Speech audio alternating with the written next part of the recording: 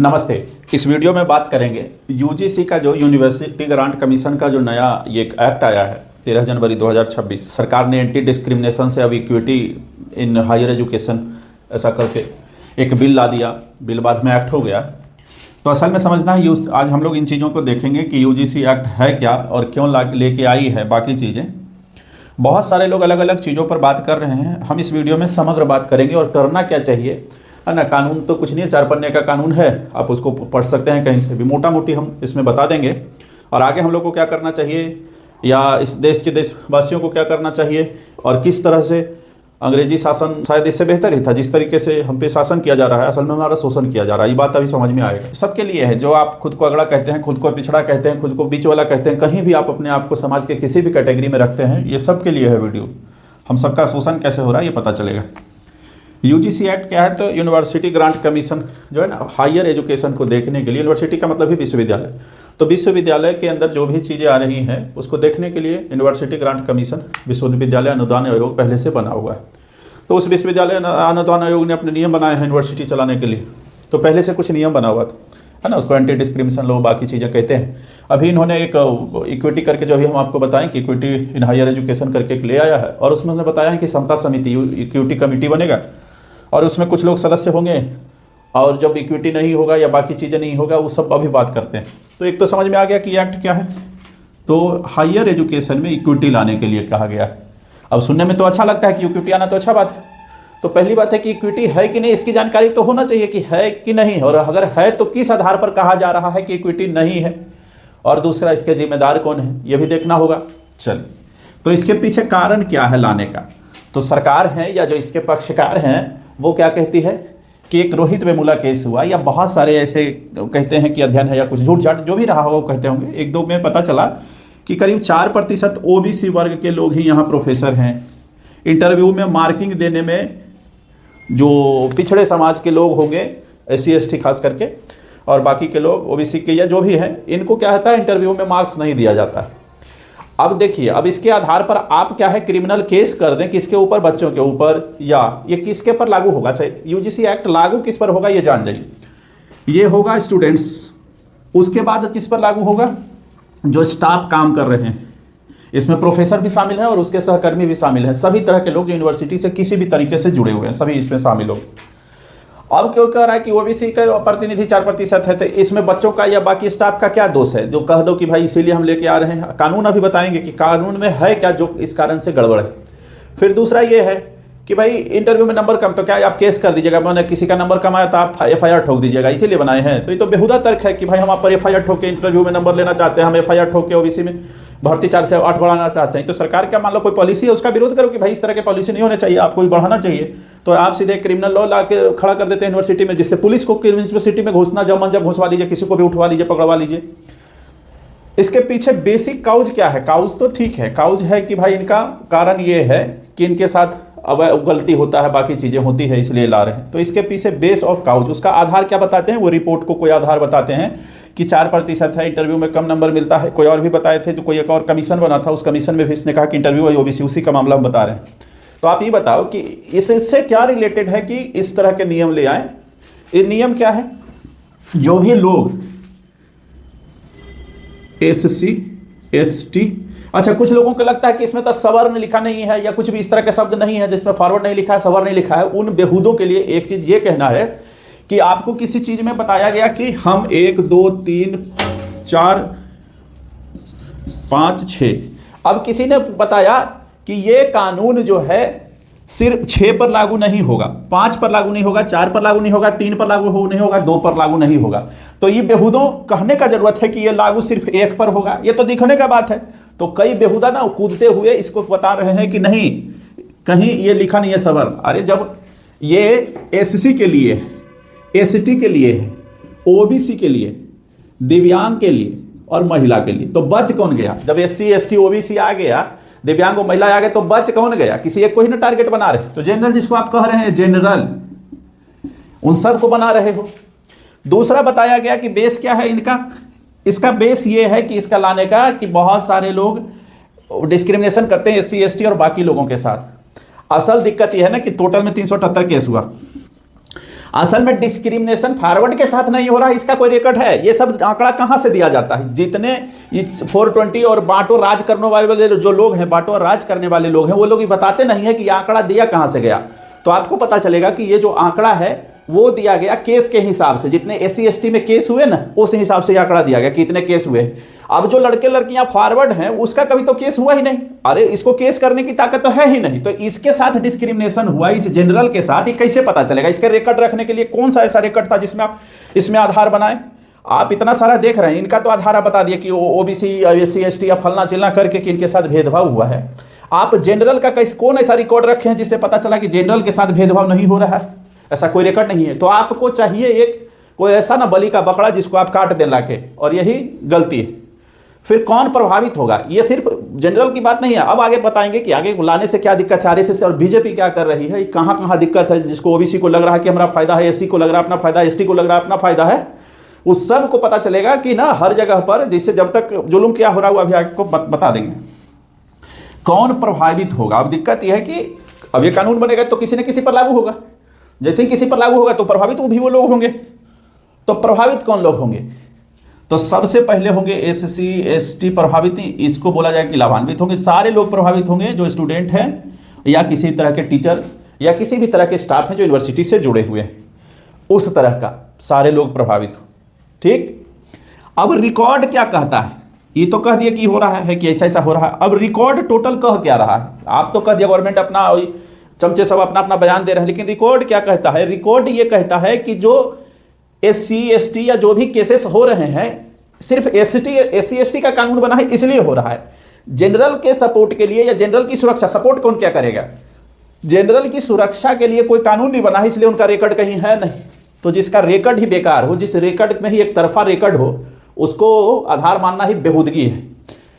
तीसरा, फॉरवर्ड का रिकॉर्ड कहीं भी है ही नहीं कि इनके साथ क्या हुआ नहीं हुआ। चौथा, आज जो OBC और OBC में खास करके एक जाति जो है ना, जो जमीन कब्जा से लेके आपको ना, जब अभी चुनाव हुआ, अभी तुरंत के चुनाव जो 2025 का विधानसभा चुनाव हुआ, जब महागठबंधन से जुड़े लोगों को ना जो स्थितियां थी क्यों हारे, उसमें नाम लेना ठीक नहीं है। सिर्फ एक जाति के लोग दुनिया के सारे लोगों को जमीन, भूमाफिया, जमीन पर कब्जा उनका, चोरी डकैती उनका, गुंडागर्दी, वो माफिया बनने में वो रिकॉर्ड जिनका खराब है, और उन्हीं को सुरक्षा दिया जा रहा है। आरक्षण का लाभ कभी जोड़ लीजिएगा, OBC में मात्र एक जाति सबसे ज्यादा ले रहा, बाकी को दबा रहा है। तो ये जो है, ये जुल्म जो चल रहा है ना, कि रिकॉर्ड किसी का खराब है, रिकॉर्ड किसी का खराब है, उसको पकड़ के उसकी सजा फॉरवर्ड को दे दो। अब सजा देने का जब हम शब्द इस्तेमाल किए, किस तरह का है? अपने आप पहले एक आया था 1928 में साइमन कमीशन, जो यहां आया भारत, उसका पता क्या विरोध हुआ था? भारत के लिए कानून बना और भारत के लोग एक भी नहीं है उसी में, सेम यहां है। जिस पर ये जबरदस्ती कानून लागू हो रहा है उसके एक भी लोग नहीं। इक्विटी कमेटी जो समता समिति बनेगी, उस समता समिति में जो कानून लागू करने के लिए जहां वो अध्यक्ष, सचिव, बाकी के सदस्य मेंबर होंगे, उस समिति के सदस्य में कोई फॉरवर्ड नहीं होगा, किसी को कोई मतलब नहीं है। अब जिसको सजा सुनाना उसका नहीं, कोई सुनवाई नहीं भाई, आपको कह दिया गया, न वकील, न अपील, न दलील, कुछ नहीं, सीधे आपको कहानी समाप्त कर दिया जाएगा। अब लाइए यहां देखिए कि लाने वाले कौन है। ये जो है ना बहुरूपिया, यही सी को पकड़ना है कि लाने वाले कौन है। तो लाने वाले वो लोग हैं जो हमको बांट के राज करना चाहते हैं, जो OBC SC और ST में जो बांट के राज करना चाहते हैं ना, वो सारे लोग शामिल है। जिसमें शामिल है सबसे ज्यादा गंदा काम कोई कर रही है तो RSS, फिर BJP। RSS को अलग से हम वीडियो बनाएंगे, लगातार सीरीज बनाएंगे कि RSS कितना गंदा काम करती है। RSS है ना, सर्वे हिंदू सहोदर, सभी हिंदू एक जैसे हैं। और अभी संपर्क अभियान भी चला रही है, जब हम आपको वीडियो बना रहे हैं तो RSS संपर्क अभियान भी चला रही है कि सब हम एक हैं। और वही सेम क्या कर रही है, बांटती है उसी की सरकार। आपको लगता होगा ना, जितने भी आप संगठन देख रहे हैं सब RSS के हैं, चाहे BJP हो, विश्व हिंदू परिषद हो, चाहे बजरंग दल हो, ये जो ABVP है ना विद्यार्थियों का संगठन, वो संघ भाजपा का नहीं है, ये इसका है, RSS का। ये क्या कर रही है सब जगह। ये दूसरा क्या कर रही है, जितना जमीन अवैध कब्जा इसने किया है ना अपने भारत में, उतना किसी ने काम नहीं किया है। जो जितना अवैध कब्जा संघ ने अपने कार्यालय बनाने के लिए, अपने संस्थान चलाने के लिए जितना अवैध कब्जा किया है, इस संघ से ज्यादा किसी ने नहीं किया। और संघ से ज्यादा डिस्क्रिमिनेशन आज तक कोई ऐसा संगठन ही नहीं बना वो नहीं किया है। संघ ने सबसे ज्यादा शोषण हिंदुओं का किया है। संघ शिशु मंदिर विद्यालय चलाती है जिसमें वो पैसा लेके पढ़ाती है, ठीक। और संघ साथ में सेवा कार्य भी चलाती है। जिसको सड़क पर बच्चों को पढ़ाती है, सड़क पर हम लोगों से चंदा बही लेके दान लेके पढ़ाती है, और इस जिसको सड़क पर पढ़ा रही है ये बेशरम सारे संघी सभी इसको अपने इंस्टीट्यूट में नहीं पढ़ने देते, अपने स्कूलों में, शिशु मंदिर में, विद्या मंदिर में नहीं पढ़ाते हैं, बदले में हमसे पैसा लेते हैं और दिखावा करते हैं कि हम इन बच्चों को पढ़ा रहे हैं। जबकि हम लोग कहते हैं कि भाई अगर इसको पढ़ाना है तो आप अपने स्कूल में पढ़ाइए, फीस सब लोग तो नहीं पढ़ाएगा, क्योंकि इनको करना है शोषण, दिखा दिखा के इसी प्रचार से ही पैसा तसीलते हैं। जो संघ लेता है ना गुरु दक्षिणा, यहां तक कि 6 वर्ष 3 वर्ष 2 वर्ष के बच्चों बच्चियों से भी पैसा लेता है, ये शोषण करता है उसका। और इसके लिए हम अलग से एक वीडियो बना देंगे कि संघ कैसे काम करती है, संघ की कितनी संस्थाएं हैं, संघ का कितना भाग है और किस तरह से वो हम लोगों का शोषण करती है। संघ का जमीन पर कागज पे कोई रिकॉर्ड नहीं है, तो इसलिए जो कार्यालय संघ ने खोले हैं वो सारे के सारे अवैध है, क्योंकि इसका रिकॉर्ड नहीं है। तो जिस कार्यालय पर आप हैं वो आपको कैसे प्राप्त हुआ, जिस जमीन को आप अपना बताते हैं, जिस कार्यालय को आप अपना बताते हैं वो आपको कैसे प्राप्त हुआ। ना आपको कोई रेंट दे सकता है, ना कोई आपके खाता होते हैं, ना आपका कोई जमीन है, ना आपका कोई क्या बोलते हैं बैंक अकाउंट है। तो जिसका कोई रिकॉर्ड ही नहीं है, जिसका कोई बैंक अकाउंट नहीं है, आपने क्या किया है, बहुत सारे संगठन एनजीओ जैसे बना लिया, सेवा भारती बना लिया हो, हेडगेवार समिति बना लिया हो, वनवासी कल्याण आश्रम बना लिया हो। अब दिक्कत आपके साथ ये है कि मान लो किसी ने आपकी समिति, आपके लोग उसमें हैं, वो लोग आपको किस आधार पर रेंट भी दे सकते हैं, आप तो उसका कब्जा किए हैं, क्यों रेंट नहीं दे सकते, क्योंकि आपका रिकॉर्ड नहीं है। तो आपको लिखते वक्त ये भी तो नहीं लग सकता कि हम संघ को ये दे रहे हैं रेंट पर, 1 रुपया रेंट 8 आना रेंट पर, क्योंकि आपका कोई रिकॉर्ड ही नहीं, आप तो मुंह पर है, कागज पर कहीं ही नहीं। तो जब भी बात आएगी कि हम संघ को दे रहे हैं तो पूछेगा संघ का है रिकॉर्ड, कोई दो तो नहीं है, कागज है ये नहीं है, कुछ नहीं। आप तो सेवा भारती बना ले, आप तो अलग अलग संस्था बने हैं, शोषण की संस्था है जो गुप्त वो छोड़ते हैं अभी। उसी में एक संस्था है बीजेपी पार्टी है, इसकी सबसे ज्यादा दोहन यही बीजेपी पार्टी अभी कर रही है, फॉरवर्ड बैकवर्ड ओबीसी, ठीक जैसे अंग्रेज करते थे। अंग्रेज ने एक लाया था कम्युनल अवार्ड 1909, एक को आरक्षण दिया, बाकी का शोषण किया। इसने क्या किया, एक को बलि का बकरा बनाया और बाकी के वोट और बाकी के शोषण वगैरह करेंगे और कर रहे हैं, इसके अलग से बताएंगे। बाकी लोग भी आवाज उठा रहे। अब हमको क्या करना चाहिए, जो लोग इससे पीड़ित हैं, जो फॉरवर्ड जो बैकवर्ड जो लोग भी पीड़ित हैं, भाजपा या संघ, तो सबसे पहला काम करो, आरएसएस के लोग जहां मिले उससे दूरी बनाओ। अगर वो आपके नजदीक आते हैं उनको बुरा भला बेइज्जती करके भगाओ, जब भी उनसे दूरी बनाओ।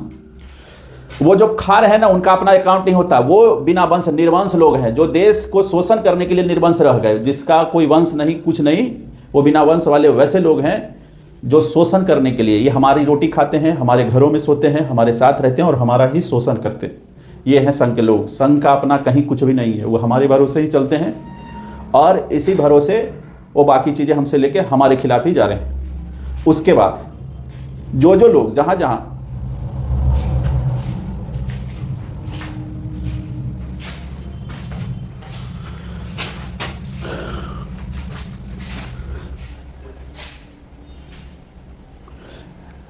जहाँ आपको भाजपा, जहाँ खुद को जो भी लोग कहें कि हम भाजपा के कार्यकर्ता हैं, भाजपा के कैडर हैं, भाजपा के कुछ भी बताते हैं, सबसे पहले उनको वहाँ से भगाओ। अगर भाई बन के, बेटा बन के, चचा बन के, दोस्त बन के मिलना है तो ठीक है। जो लोग खुद को कहें कि हम भाजपा का हैं उनका विरोध करो, कोई मतलब नहीं है। आप देश को बांट रहे हैं, आप ऐसे ऐसे नियम लाते हैं, ऐसे ऐसे कानून लाते हैं जिसमें देश बंट रहा है, देश आपस में ही बंट रहा है। आप पिछड़ों का शोषण कर रहे हैं, आप अगड़ों का शोषण कर रहे हैं, आप पैसे वालों का शोषण कर रहे हैं, आप गरीबों का शोषण कर रहे हैं, सबका आप शोषण कर रहे हैं। इसलिए आपको यहाँ से हटना होगा। मतलब जितने भी जहाँ देखे भजपाई उसको करो विरोध, कोई तालमेल नहीं है। जहाँ कुछ बकैती करे उसको उसी जगह बेइज्जती करके भगाओ, 1 मिनट सुनना नहीं है, उसी जगह बेइज्जती करो और भगाओ। फिर है संसाधनों पर अवैध कब्जा, इसने देखिएगा अभी जो हम बता रहे थे, संसाधनों पर अवैध कब्जा किसका है, ये भाजपा और संघ का है, संघ का ही इस सारा का सारा कब्जा है ना। अब दूसरा, इन सब के बीच आपको एक चीज़ और समझना है, जो कभी कभी लगता है ना कि अगड़ा कौन है, पिछड़ा कौन है, बाकी कौन है। अगड़ा और पिछड़ा जिस आधार पर आप तय किए कि मान लीजिए किसी के पास ज़मीन था, तो कल जिसने ज़मीन बेच दिया उसको अगड़ा की श्रेणी से हटा के पिछड़ा में डालो, जिसने खरीद लिया उसको फिर अगड़ा में डाल दो, जो पिछड़ा से उसको अगड़ा में डाल दो। तो ऐसा तो होगा नहीं, क्योंकि आपको कानून इस तरह का मानना नहीं, आपको शोषण करना और बांटना है। अगर आपको लगता है जिसने सादा शिक्षा प्राप्त किया, मान लो किसी ने सादा शिक्षा हायर एजुकेशन प्राप्त किया, ये जो हम कह रहे हैं समझिएगा, और उसको आप फॉरवर्ड मानते हैं, तो इसका मतलब है कि जब इसके बच्चे या जिसके लोग अगर हायर एजुकेशन प्राप्त नहीं किया तो इसको बैकवर्ड में घोषित कर दो उसी वक्त। अगर आपका जानने वाले हैं, आप समझते हैं कि हायर एजुकेशन, और जिसने अभी बैकवर्ड कहलाता था और अब उसने हायर एजुकेशन प्राप्त कर दिया तो उसको फॉरवर्ड घोषित कर दो, तो ऐसा तो करोगे नहीं कि तुमको हरामखोरों तुमको लात मतलब समय खराब है आप लोगों का। एक तो ये है, किसी को लगता है कि नौकरी ले लेने से, बाकी चीज़ें हो जाने से वो फॉरवर्ड है क्योंकि उनके पास ज़मीन है, नौकरी है। तो एक काम करो, जब जब किसी बैकवर्ड को नौकरी हो जाए उसको फॉरवर्ड में डाल दो, और जिस फॉरवर्ड को नौकरी नहीं है फिर उसको बैकवर्ड में डाल दो। तब भी तुम नहीं करोगे क्योंकि तुमको तो बांटना है, पैसा है, धनी है। अगर उसका मतलब खेत खलिहान है, खेत खलिहान कम हुआ, जो खरीदा उसको फॉरवर्ड कर दो, जो बेच दिया उसको बैकवर्ड कर दो। तुम नहीं करोगे। तो जहां दिखे भाजपाई और संघी, इनका करो जम के विरोध, क्योंकि इन्होंने क्या किया है, फॉरवर्ड को बनाया है मोहरा। तो एक आखिरी चीज़, अंतिम अपील, हम एक सवाल इस वीडियो के आखिरी में सबसे पूछ रहे हैं, इस देश के साथ हमको रहना ही क्यों है? क्यों बिहार भारत के साथ रहे, क्यों असम भारत के साथ रहे? ऐसा क्या है कि हमको आप अपने साथ रखना क्या क्यों चाहते हैं? कोई बांटने उठने की बात हम नहीं कर रहे, हम कह रहे हैं कि हम व्यक्तिगत तौर पर अगर हम कहें कि हम आपके साथ क्यों रहे, हम चाहते हैं कि हम अलग रहें। आप हमको क्यों रखना चाहते हैं अपने पास? बिहार हो, झारखंड हो, उत्तर प्रदेश हो, या किसी भी कश्मीर हो, या किसी और दूसरे को क्यों रखना? आपको हमको अपने साथ क्यों रखना चाहते हैं? तो आपको एक जवाब मिलेगा कि असल में हमारा शोषण करना है आपको, इसलिए आप हमको साथ में रखना चाहिए। आपको काम करने के लिए गुलाम मजदूर चाहिए, जिसका आप बिना कमाए टैक्स, हमसे रंगदारी, जिसको आप भले टैक्स कहते हो, टैक्स वसूलने के लिए लोग चाहिए। इसलिए आप चाहते हैं कि हम आपके साथ रहें। और अब समय आ गया है कि जितने भी लोग हैं, खास करके अभी अगड़ी जाति हो, चाहे ब्राह्मण जिसको खुद को कह रहा है, चाहे किसी ने और भी जो भी जातियां हैं, लाला हो, फलना हो, आपके पुरखों ने पूरे इस देश को बसाया है। इतना ही नहीं, पिछड़ों के पुरखों ने भी सब सम्मिलित होकर देश बचाया है। अगर आपके बाप दादा ने कहीं भी जमीन दान में दिया है, कहीं लिखा है, किसी भी तरह से सबको अपना मांगो, चाहे वो प्रिवी पर्स से लिया गया हो, चाहे कानून बना के लिया गया हो, लैंड सीलिंग एक्ट से लिया गया हो, किसी भी तरह से, अगर आपके पुरखों ने लाल बहादुर शास्त्री अकेडमी से लेके कुछ भी, कहीं भी, किसी के यूनिवर्सिटी बनाने में कहीं भी दिया है, सब के सब अभी से इसका विरोध करो कि हमें हमारी जमीनें वापस चाहिए। हम कहीं कुछ नहीं देंगे, क्योंकि ये सरकार हमें पसंद नहीं है। जिसको हम चुन के भेज रहे हैं, हमारे तरह के लोग नहीं, हम अपने प्रशासन करने के लिए जिसको भेज रहे हैं हम उसको वापस बुलाते हैं। हम इसको मानते मुनते नहीं है। मानते मुनते नहीं का मतलब ये है कि आपको जो हमारे पुश्तों और पुरखों की जमीन थी वो कहीं बेच बूझ के सरकार ने खरीदा नहीं था, कानून बना के जबरदस्ती लिया गया था। आज हम इस कानून के लिए बोलते हैं कि इस कानून का खत्म करो, ये सारे शोषण के कानून हैं। इसलिए जितनी संस्थाओं को जो भी जमीन दान दिए हैं, चाहे आपके पुरखों ने मठ को जमीन दान दिया हो, मस्जिद को जमीन दान दिया हो, यूनिवर्सिटी को दिया हो, ट्रेनिंग सेंटर को दिया हो, सामाजिक संस्था को दिया हो, धार्मिक संस्था को दिया हो, चाहे जहां भी प्रिवी पर्स बना नियम बना के आपसे प्रिवी पर्स छीना गया हो, लैंड सीलिंग लगा के छीना गया हो, कहीं से भी, हर एक से आग्रह है कि सारे के सारे लोग आप अपनी जमीनें जित पर यह अवैध कब्जा, इस सरकार का अवैध कब्जा है, इसको सबसे पहले हटाओ। दूसरा, आरएसएस जहां भेंटाए उसको ठंडा कर देना है। इनके मतलब हिसाब किताब सब खत्म है, और आरएसएस के लिए हम अलग से वीडियो बना देंगे। बाकी सारी चीज़ें आपको समझ में आ ही गई होगी।